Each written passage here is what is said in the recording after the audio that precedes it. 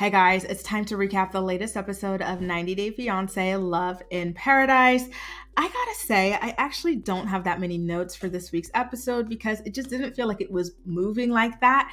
And I just can't help but wonder, why are half of the people on this cast not even engaged? The show is called 90 Day Fiance. That has been driving me nuts. Let's get into the recap, but just remember, I am watching the show using Philo, which is a streaming service that allows you to watch over 70 channels, including TLC, WeTV, OWN Network. There's also MTV, Lifetime, you name it, they most likely have it. I've got an affiliate link in the description box of this video if you'd like to sign up for the service as well. So at the top of the episode, we learned that Luke's teenage bride put his money to good use, opening up a beauty salon. And I thought, you know what? That is absolutely amazing. Kudos to you, Madeleine, because you really never know what the future holds. And it's best to invest money so that you'll always be safe, secure, moving forward in life.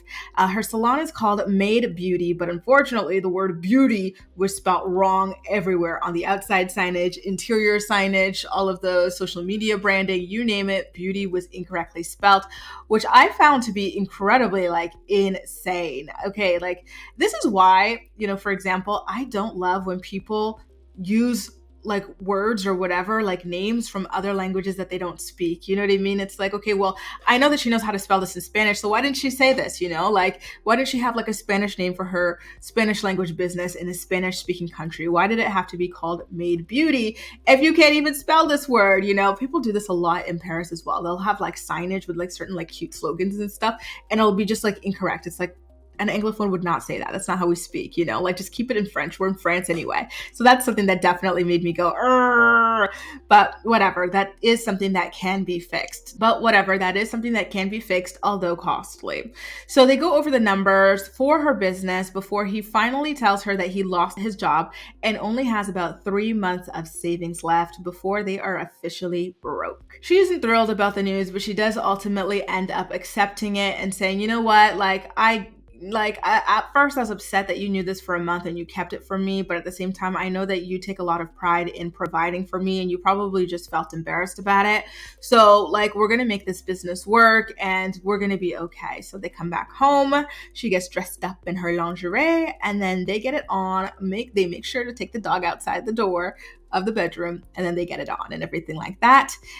So then we get into Anna and Kyle, the couple that absolutely drives me nuts. I say this every week and I'm never going to stop saying it, but I truly do not understand what Anna sees in Kyle. She's a very put together, crisp, clean woman who looks like a serious, lady. And Kyle just always walks around looking like a musty, sloppy, dirty, and unkempt. Remember when they had that dinner at that beautiful seaside restaurant in Malta and she got dressed up in a beautiful dress and jewelry and makeup, and then he came looking like a slob in the same shorts and smelly t-shirt that he was flying all day in, that sort of thing. So now the next day they meet up for coffee and again she's dressed nicely and he comes in gym shorts and a too tight t-shirt that just was not flattering at all.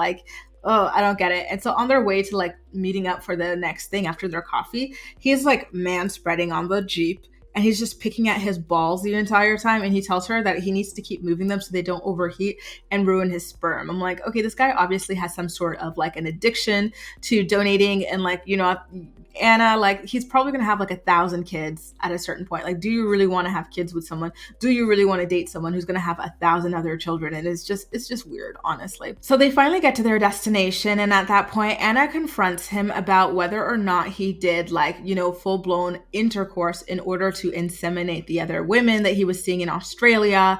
And then again in England with his sperm. And he pretended not to know. He said, oh, you know what? I don't remember what I did there. I have no idea, which was so annoying. It's first of all, this man, he always looks so sloppy. He's really condescending to you, saying you have to earn points in order to get the honor of kissing him and just a bunch of weird stuff. He's controlling over whether or not you put sugar in your coffee, whether or not you drink wine. And then he lies about whether or not he's actually having intercourse with other women. And then he walks around just picking at his balls all day. Anna, what happened to you that your self-esteem is so low that you're accepting this? what? And then on top of that, the kids, like 1,000 other kids, like, why are you accepting this? Like, what is this? Like, do you just want to be on TV? Like, because I really do hope that that's the case. But even then, like, you're just like embarrassing yourself on TV. Like, what is this? I really truly do not understand. So she finally does get him to fess up to, having had full blown intercourse with the other women.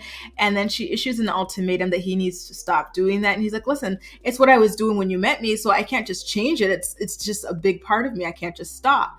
And so she's like, well, I need to think about it. I'm like, what is there to think about? This guy has literally nothing that you want, nothing of value for a long term partner. So, what is there to think about? Cut your losses, move on. There are a billion other men on this planet. You will very easily find another one. Speaking of desperation, Alex, the American therapist, finally makes it to Italy to see her boyfriend, Adriano. Again, Kyle and Anna, boyfriend and girlfriend, Alex and Adriano, boyfriend and girlfriend. And then you've got Aaliyah and Sean, boyfriend and girlfriend. Like, where are the fiancés on this 90 Day Fiance show, right? So she finally makes it to Italy, and they have a good greeting and everything like that. And per usual, they fight over his obsession with threesomes and how she doesn't want them.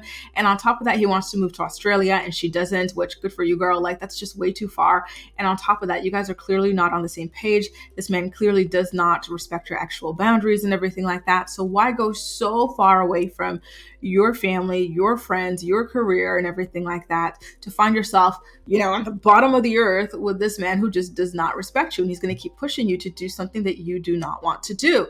I just don't understand why a therapist, who is supposed to be someone who's an expert on boundaries and teaching people to honor and respect their own boundaries and to walk away from people who do not, why she's accepting this man who literally has like no regard for her actual boundaries. I really don't like it, and I find it really creepy.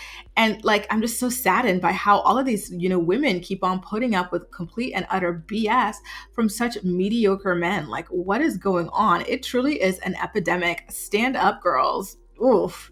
Anyway, guys, that does it. A recap of what went down on 90 Day Fiance Love in Paradise, episode 3. As usual, I really want to know what you thought about the episode. Don't forget, I do have an affiliate link if you too want to watch 90 Day Fiance and a bunch of other shows on Philo.